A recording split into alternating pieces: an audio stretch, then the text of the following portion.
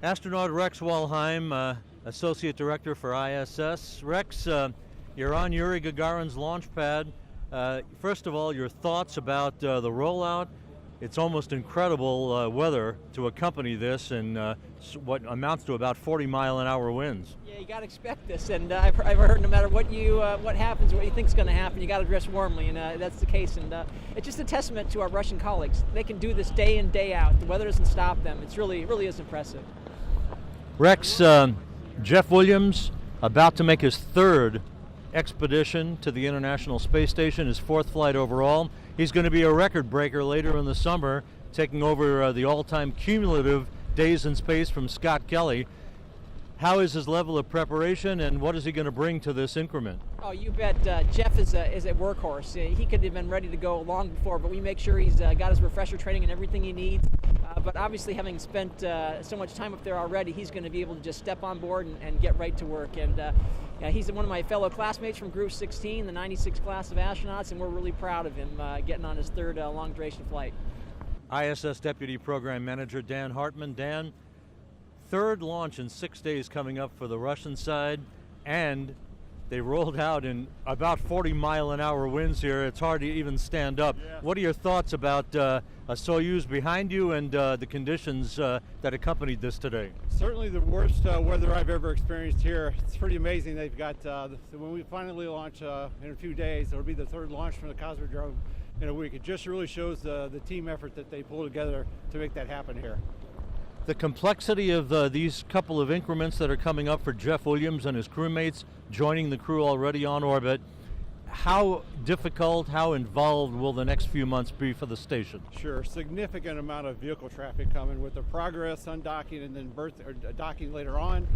Then we follow that up with the orbital mission, and then finally SpaceX, the first week or so of April. Hundreds of experiments coming up on board. A lot of our logistics supply is finally being replenished, where we can now get to that 6 month total that we've always been striving for after we've suffered a couple accidents. So total between those two flights is about 7,000 metric tons, which is great, and piled inside of all that cargo is payloads on the order of 200 payloads that they'll be conducting during the increments that they'll be up there. So very, very, very, very busy time. And the experience that Jeff Williams brings to this pair of increments in enabling all of this work to be done? Yes, I was thinking about that earlier. You know, when he was up there his first go around, we were reconfiguring the space station, moving the Eclipse racks from the US lab into Node 3. And so he had that reconfiguration job to do on the inside.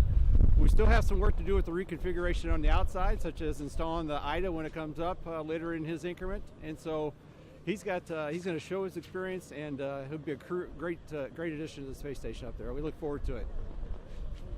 This rollout occurs on the 50th anniversary of the first docking of spacecraft in orbit. Gemini 8, Neil Armstrong, Dave Scott, they brought their vehicle to a 6-hour docking to an Agena target vehicle.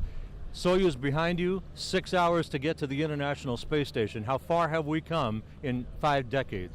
Yeah, it's absolutely amazing. In 50 years or one lifetime, how far we've really advanced. You know, to think doing the first U.S. rendezvous like you described 50 years ago today, and that was really pioneering and breakthrough. And then here we are with this, you know, 4 orbit or 6 hours basically from the launch to docking on station. You know, we've gotten things better. They're more straightforward.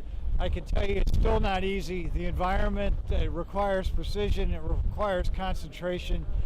When you get overconfident and you start thinking things are easy, that's when things get problematic for you. So even though, you know, we've come a long way, it's still a harsh environment. It still requires the absolute best in our teams to accomplish what we're about ready to see happen in the next day or so.